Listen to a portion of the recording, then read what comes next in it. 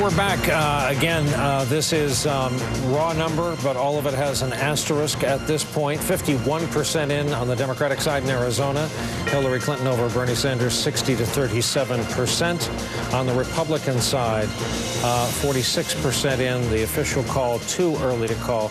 Trump, Cruz, Rubio, and we were joshing with you. The Tim Cook on the ballot is from North Carolina and not of Apple fame. We have a projection. Arizona, Republican. Let's bring that music back in here. Donald Trump. Rachel, tonight you said this was where Ted Cruz really wanted a surprise. Yes, and it would have been a big surprise had he done it. It would have been a big surprise. But it was an interesting decision by the Cruz campaign in these last few days to spend resources there. Yeah. Because second place gets you bupkis in Arizona. It is winner take all. All of those delegates go to the first place finisher, no matter how much they win by. And so it raised an interesting question as to whether or not Ted Cruz had some internal polling or something else that told him he might be in shooting distance in Arizona when he started not just spending over $500,000 there. He spent more than any other candidate on the Republican side did in Arizona. But he also personally went there and spent some good campaigning time there himself and brought out some top-tier surrogates who were not Arizona folks. He brought out Rick Perry, brought out Carly Fiorina, spent some real effort and cost himself some opportunity for campaign time in places like Utah, where his margin really does matter tonight. So it was interesting to see if that was a real prospect for Ted Cruz.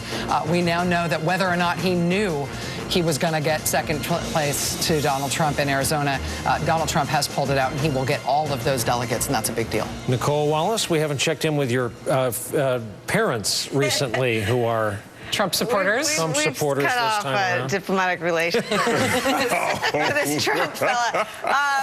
No, listen, but I said at the beginning of the night, I mean, for Trump to have a good night, he had to just win Arizona. And he didn't just win it. You have to add up Cruz and Kasich and Rubio to topple him. I mean, I think the story of the night has to again be about Trump's dominance in this Republican field. And I think it renders foolish the amount of conversations that are taking place in Washington, as Steve Schmidt said, about a brokered convention. It is still the most likely outcome that that Trump simply gets to 1237. And I want to offer you a possible explanation for why Cruz spent time there.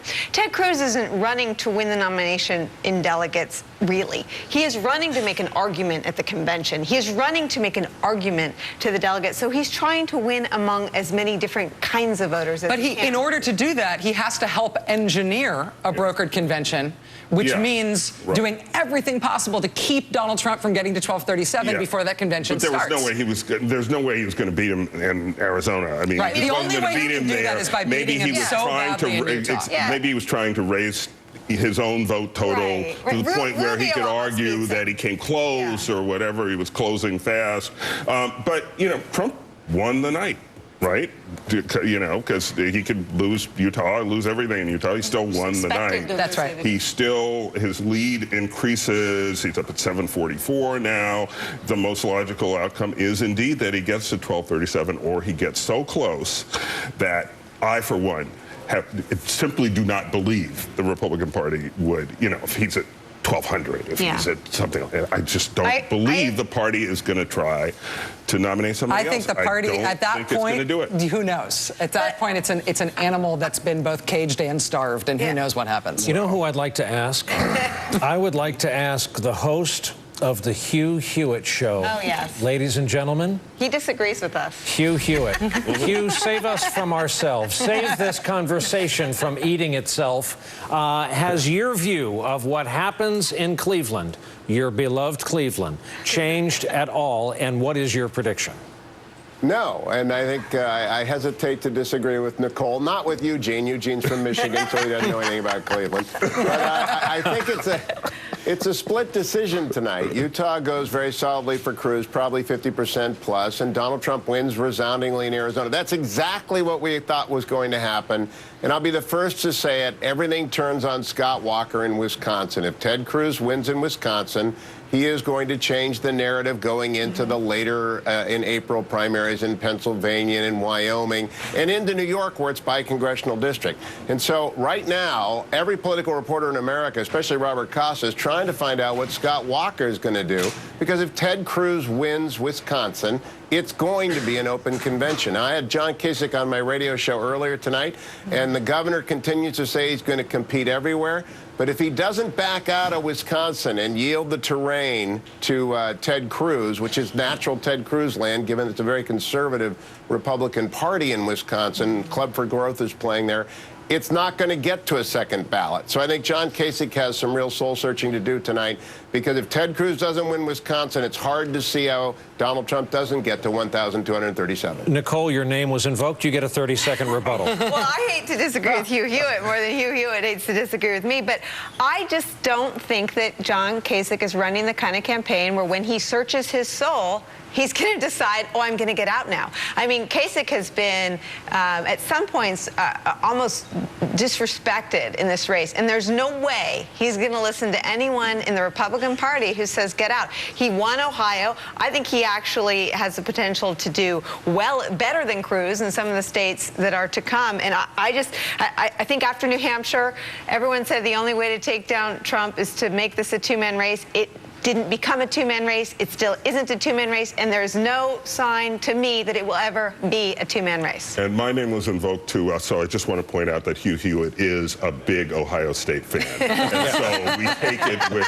You mean the Ohio State University? Well, that's what they call it. I don't think Kasich's going to get out. He's not going to get out. It's just a question of whether he allocates resources to Wisconsin, because he will play very well in western Pennsylvania, where he's from. Yeah. He'll play very well in western New York, where he's got very strong roots as well. It's just as he pull back from Wisconsin and say, okay, that's Ted Cruz's, let's start to cooperate, if not explicitly, then implicitly. Now, he denied that on my show tonight, but boy, tomorrow morning, it becomes very clear that if you want an open convention, Wisconsin has to go to Ted Cruz. Hugh, what's the case to be made that, that Ted Cruz would fare so much better in Wisconsin than John Kasich? I just think about, I mean, when I put Scott Walker and John Kasich and Ted Cruz up as a threesome, and I want to say one of these kids is not like the other, the one who I kick out is Ted Cruz, would not be John Kasich.